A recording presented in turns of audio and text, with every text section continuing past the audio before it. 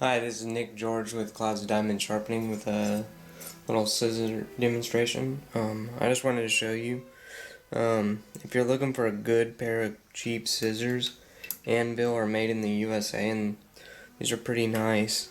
My wife has them. And then she also loves her Kenchii scorpions. Those are very nice. They're pretty cheap also. I think they're $89 maybe. Alright, let's get to work here.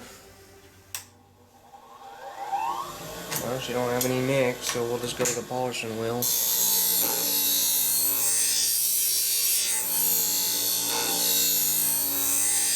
how I soften up on the tips so I don't grind y'all's tips off. I know you groomers hate that.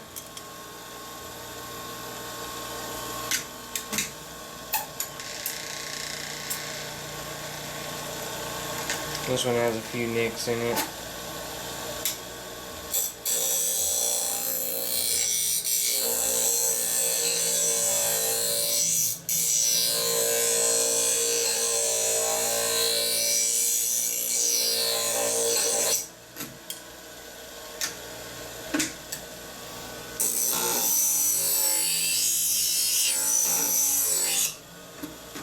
So I've sharpened scissors for 13 years and had one complaint, and it was because she didn't know how to use her left-handed scissors.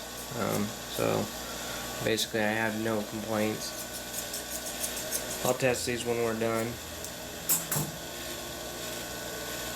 Alright, now how I set tension on scissors is fairly easy. Let them drop. A little sticky. I need to clean them, so I'll clean them. But anyway, you don't want your scissors rattling to cut, because then you pull with this thumb. Then you have to pull in. So people think they're making it easier on themselves and helping right in here, but really they're still pulling. They're just pulling this way instead of down. So I recommend tightening them until you can hear them all the way through, and you can see the meats of the line. They go all the way up the scissor. So yeah, they go all the way up. That means it's cutting all the way through. You don't want your scissors rattling around or see that space. That's just hair that's going to get in between there, and if you don't use your thumb, then it won't cut. So I always tighten them to where they're very easy, but they still make connection. If you don't like that, you could send it in and I'll loosen them up for you. But I wouldn't recommend it, because really you're just pulling the other way. So why not just use the scissor correctly and get the most out of it. Alright, let's get back to sharpening.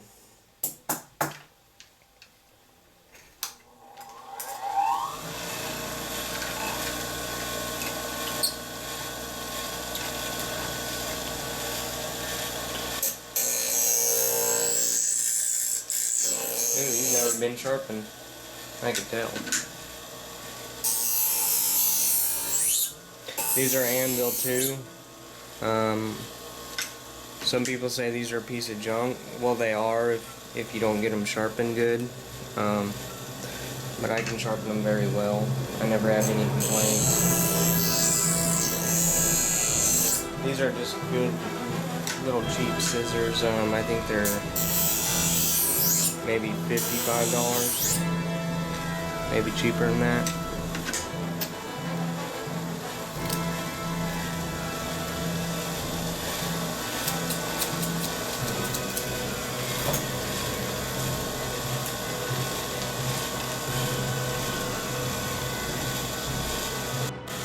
Chain angles, so it ain't so boring.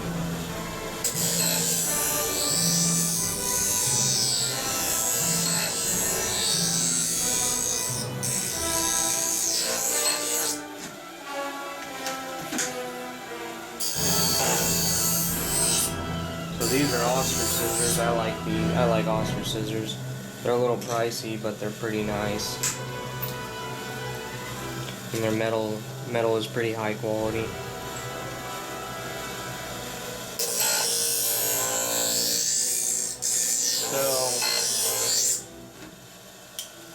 So when you get softer metal, it's going to get nicks easier. You're going to have to sharpen it more, but it probably cuts smoother. But if you get a harder metal one, it'll stay sharper longer, won't nick as easy, may not cut as smooth at the beginning as a softer metal scissor.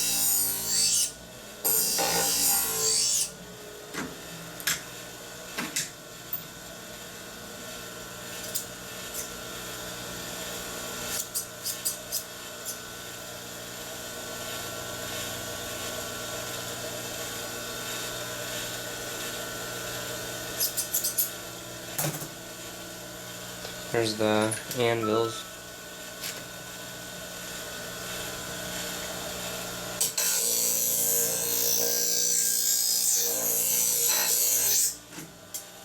See, so when they don't have very many nicks, it just gets a little rough grinding wheel, and then I go to the polishing wheel to make it nice and smooth and quiet.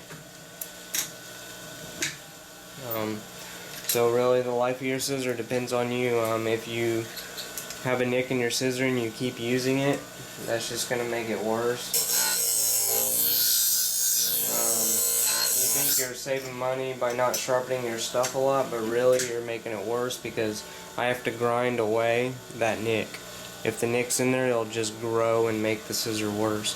So if you keep using it and you make that nick real bad, well, I got to take it out. So that depends on you. So you can't say, oh, I wait until my scissors go completely dull. Well, you might be saving money, but I doubt it.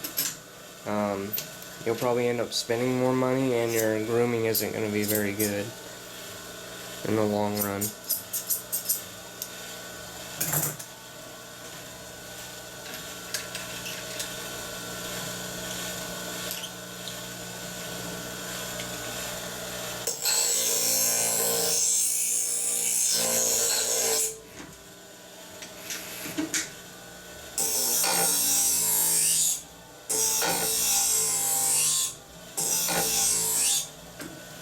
I had to polish that one a little more. It was looking pretty rough.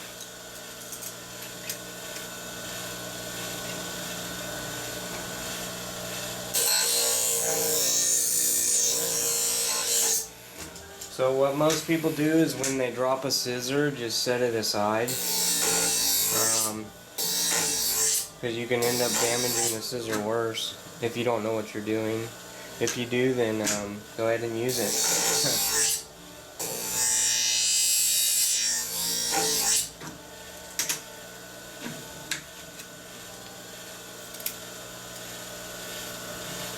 So what I'm doing is I push them together and then push the teeth together and then go out like that to get all the little burrs off the scissors, see? And sometimes that's a lot of sharpeners' problems is they just didn't remove the burrs, and the groomer don't use their scissor long enough to let the burrs get removed. So if they're still there, it may not cut very good, and your scissor might be chunky because it's getting little metal strips in it. It's not good. So I always do that. If you ever notice in all my videos, I do that. Especially if they go onto the grinding wheel. If they go on just the polishing wheel, it's sometimes okay.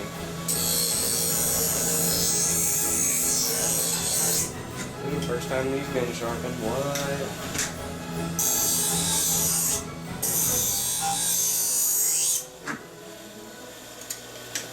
So if you notice, the polishing wheel never has sparks come off it. The grinding wheel does. It's a lot rougher. And it's just to get the nicks out, though. For me, anyway.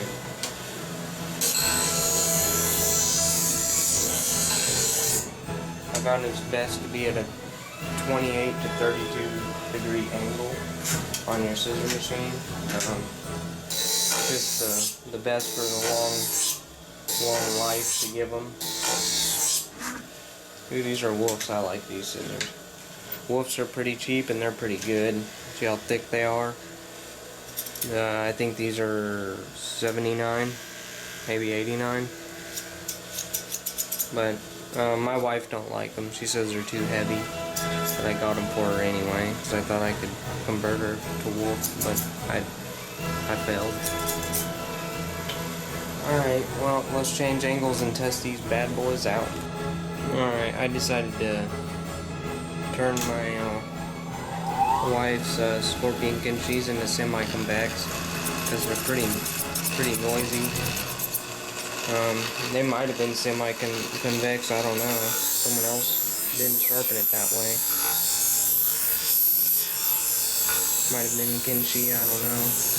I don't know who sharpens these for. Maybe my dad, I don't know. But my dad wouldn't mess them up. Maybe they're not even supposed to be semi-convex, I don't know. But either way, it's going to sound a lot better.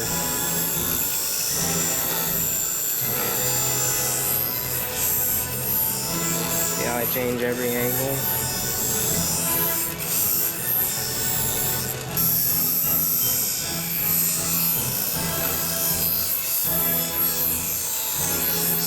But they'll sound a lot better, so I'll just go ahead and finish them. I can tell they're not meant to be because their angle is too high. See how long that angle is on each side? It wouldn't be that big if it was meant to be semi-convex. So if you like paying $35, go ahead and use it, but Japanese sharpeners love my sharpening, and they love the price.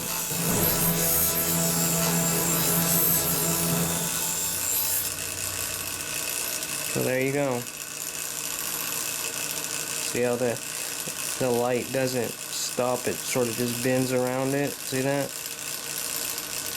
Semi-convex. Oh, let's take it. Oh man, these are gonna sound beautiful.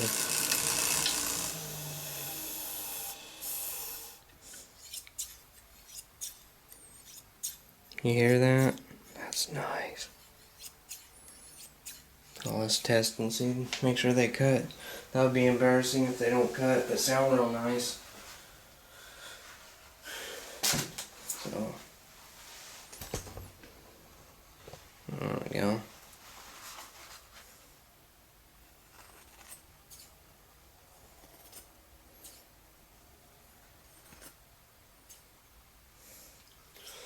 I guess we could wet some toilet paper if that's how you have to be convinced.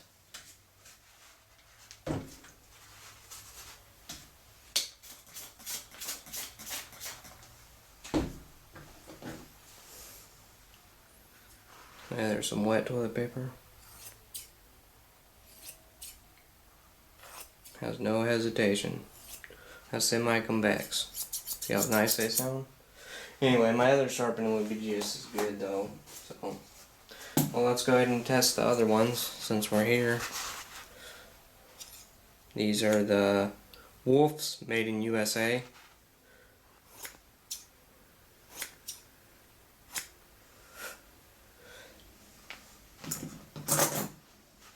I can't believe these scissors cut.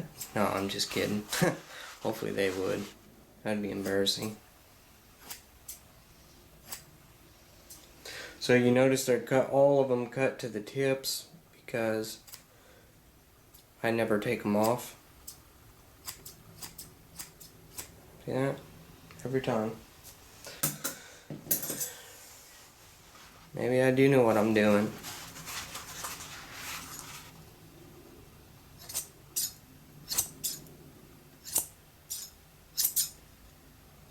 Go fast, it doesn't matter. Cuts every time. Doesn't matter. Uh-oh, here's the famous blue anvils that most sharpeners say they can't sharpen for some reason. I have no idea. Since you can actually take two pieces of metal and sharpen them to cut anything if you wanna. And I can prove that. These are from IKEA. I convexed them. They're just two pieces of metal that slide together, not bent at all.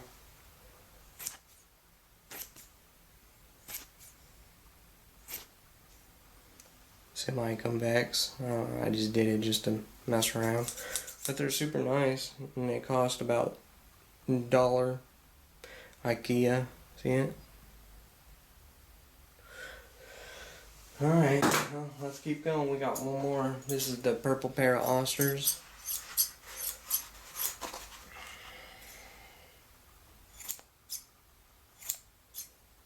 If you notice, none of the tips have pulled. Alright, well, thank you for another scissor demonstration with Nick George. I hope it was a blast, because I had a blast. Alright, have a good day, guys. Keep it sharp.